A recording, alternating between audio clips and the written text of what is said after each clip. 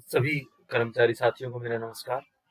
और कई बार हम जानकारी के अभाव में कुछ अवकाश जो है लेने से वंचित रह जाते हैं और मुझे उम्मीद है कि मैं आपको यहाँ पर कुछ और अवकाशों के बारे में बताऊँगा जो विशेष आकस्मिक अवकाश हैं, जो शायद आपने आज से पहले नहीं सुने होंगे या उनके बारे में नहीं जानते होंगे। अगर जानकारी भी है तो हम कई बार इन अवकाशों को अनभिज्ञता के कारण नहीं ले पाते। तो आइए शुरू करते हैं और जानते हैं। सबसे पहले सभी हरियाणा सिविल सेवाएँ जो अवकाश नियम 2016 है उसके तहत ही है। संगरोधक अवकाश या विशेष आकस्मिक अवकाश इन्हें कहा जाता है।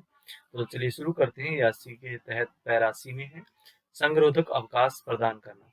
देखिए, संगरोधक अवकाश संक्रामक रोगों से सरकारी कर्मचारी या उसके परिवार के सदस्य के पीड़ित होने के परिणाम स्वरूप कार्यालय में हाजिर न होने के लिए आदेशों द्वारा बाध्य ड्यूटी से अनुपस्थिति है। ऐसी स्थिति में जो देखिए, ऐसे अवकाश 21 दिन से अनधिक अवधि के लिए या अपवादित परिस्थितियों में अगर स्थिति ज़्यादा गंभीर है तो 30 दिन तक इसमें छुट्टियां शामिल है।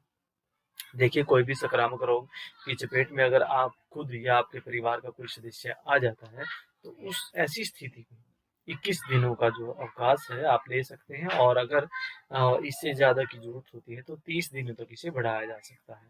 इसके लिए सक्षम चिकित्सा अधिकारी प्राधिकारी के प्रमाण पत्र पर कार्यालयाध्यक्ष द्वारा प्रदान किया जा सकता है। इस अवधि को जो है वो आवश्यक कोई अवकाश जो है देय किस्म के अवकाश में से घटाया जाएगा जो आवश्यक हो। संगरोधक अवकाश जो है इसके बारे में हम कुछ नियम और जान लेते हैं। इस नियम में विहित 21 या 30 दिन की अधिकतम सीमा प्रत्येक अवसर को निर्दिष्ट करती है।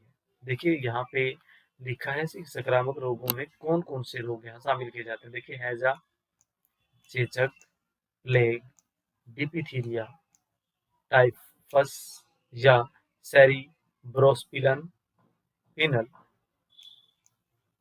तानिकाशोथ को नियम के प्रयोजन के लिए संक्रामक रोग के रूप में माना जा सकता है।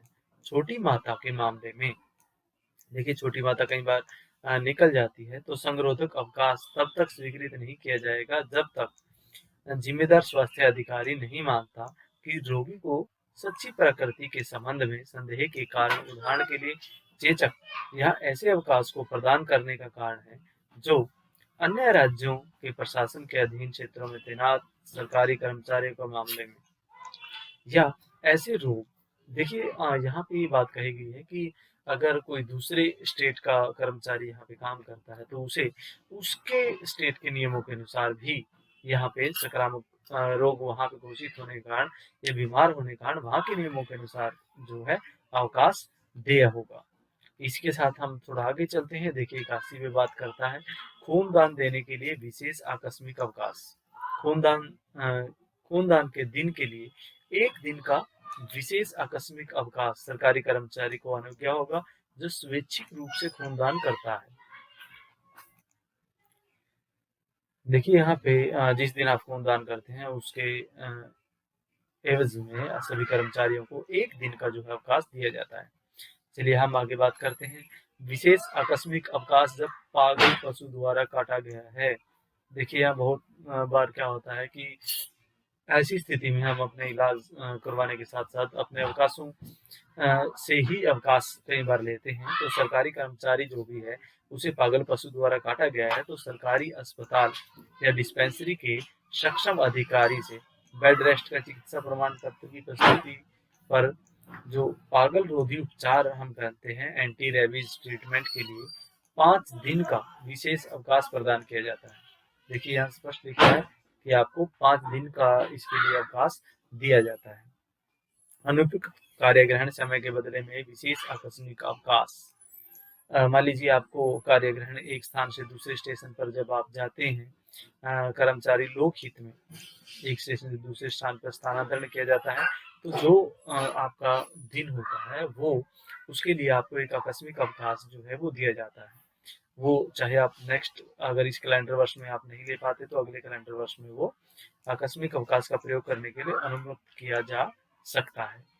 अब आगे हम बात करते हैं परिवार कल्याण प्रोग्राम के लिए देखिए यहाँ पे स्पष्ट लिखा है, 2 जीवित बच्चों के अनाधिक वाले पुरुष सरकारी कर्मचारी को, जिन्होंने प्रथम बार परिवार कल्याण प्रोग्राम के अधीन सरकारी अस्पताल में वेस्क्टॉमी ऑपरेशन करवाया है, 6 कार्य दिवस उनको 6 कार्य दिवस का जो है आकस्मिक अवकाश प्रदान किया जा सकता है। तो वो कहते हैं कि अगर प्रथम ऑपरेशन असफलता के कारण, अगर मान लीजिए प्रथम ऑपरेशन असफल हो जाता है किसी कारण से, तो दूसरी बार करवाया जाता है, तो दूसरी बार भी 6 दिन का जो आकस्मिक अवकाश है, वो चिकित्सा अधिकारी के प्रमाण पत्र पर दिया जाएगा। कि इसमें वो ऑपरेशन की स्थिति में लिखें कि प्रथम जो ऑपरेशन किया था वो असफल होने के कारण पुनः जो किया गया है ऑपरेशन। इसी के साथ वो कहते हैं, 2 जीवित बच्चों से अनाधिक वाली महिला सरकारी कर्मचारी, देखिए महिला सरकारी कर्मचारी की बात है, वो नसबंदी ऑपरेशन हो, चाहे प्रासविक या अप्रासविक करवाया जाए, प्रसव से पहले या प्रसव के बाद करवाया जाए, तो उसके लिए 14 कार्य दिवसों की जो है आकस्मिक अवकाश प्रदान किया जाएगा।